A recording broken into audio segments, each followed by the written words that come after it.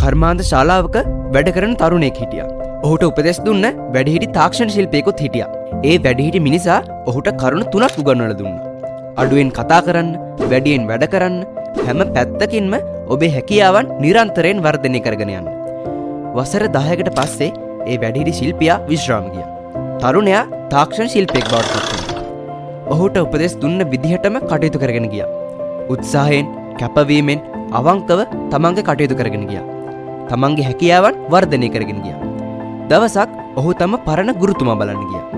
තරුණයාගේ මුහුණේ දුකක් තියෙන බව ගුරුතුමා දැක්කා. මොකක්ද ගැටලුව කියලා ගුරුතුමා ඇහුවා.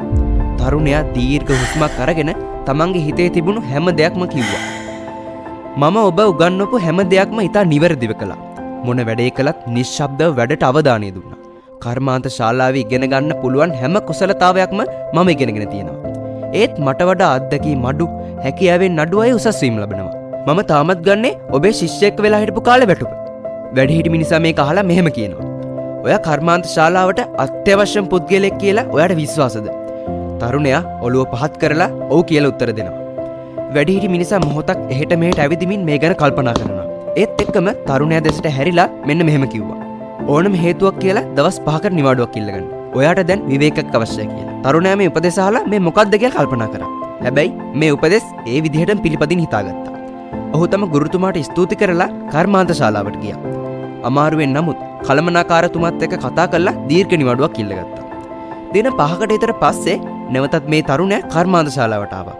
ඒ කර්මාන්ත ශාලාවට ආපු වෙලාවේ කළමනාකාරතුමා ඔහුව කාර්යාලයට කැඳවගත්තා. ඔයා නැති වෙලාවේ කර්මාන්ත ශාලාවේ වැඩ සම්පූර්ණයෙන්ම වෙනස් වුණා. කිසිම වැඩක් හරියට වුණේ නැහැ. කළමනාකාරතුමා දුකින් නමුත් කිව්වා. කර්මාන්ත ශාලාවේ සාමාන්‍යයෙන් ඔහු විසින් එදිනෙදා විසඳන ගැටලු ගොඩක් අනිත් අයට විසඳ ගන්න බැරි වුණා. ඒවා කොහොමද විසඳන්නේ කියලා කාටවත්ම තේරුණේ නැහැ. ඔහුගේ වැදගත්කම කර්මාන්ත ශාලාවට දැනෙන්න පටන් ගත්තා. නිහඬව හිටියට ඔහු හැමදේම ඉගෙන ගනිමින් ඉදිරියටම ගිහිල්ලා ඉන්න බව හැමෝටම තේරුණා. ඔහුගේ වැදගත්කම තේරුම් ගත්ත කළමනාකාරතුමා ඔහුව ප්‍රධාන තාක්ෂණ ශිල්පියා සීනියර් ටෙක්නීෂියන් විදිහට උසස් කරා. ඔහුට හෙලෙන් සිටි සියලු දෙනාම පසු කරමින් ඔහු ඉහළම තනතුරකට පත් වුණා. හොඳට වැඩ ටික කරගෙන යන්න කියලා කළමනාකාරතුමා ඔහුව උද්‍යෝගිමත් කරා. මේ වෙච්ච සිද්ධියත් එක්ක මේ තරුණයාට තමන්ගේ ගුරුවරයාගේ නුවණ ගැන පුදුම හිතුණා. මේක තමයි සාර්ථකත්වයේ රහස කියලා ඔහු සිතාගත්තා. තමන්ට කිසිම රස්සාවක් නැතුව ඉද්දි මේ කර්මාන්ත ශාලාවට යොමු කළේ ඒ ගුරුතුමා. සියලුම ශිල්ප ඉගෙන ගත්තේ මේ ගුරුතුමාගෙන්. අනිත් අය තනතුරු ඉලක්ක කරගන්මින් වැඩ කටයුතු කරගෙන යද්දි ඔහු හැකියාවන් වර්ධනය කරගන්න අවධානය යොමු කළා. අන් අය කම්මැලිකමින් වැඩ කටයුතු කරද්දි ඔහු කාර්යක්ෂම වුණා.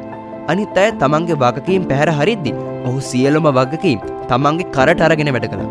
ඒ නිසාම අද ඔහු වන් සියලු දෙනාටත් වඩා දක්ෂ ආයතනයට අවශ්‍යම කෙනෙක් බවට පත් වුණා. මේ කතාවෙන් ලස්සන පණිවිඩයක් අපට දෙනවා. දියුණු වෙන්න කැමති කෙනෙක් අවධානය යොමු කරන්න ඕනේ තමන්ගේ හැකියාවන් වර්ධනය කරගන්න. බොහෝ අය කල්පනා කරන්නේ සාර්ථකත්වය ගැන මිසක් සාර්ථකත්වයට යන මාවත ගැන නෙමෙයි. ඒ නිසාම තනතුරු වෙනුවෙන් වැඩ කරන්න පෙළඹෙනවා.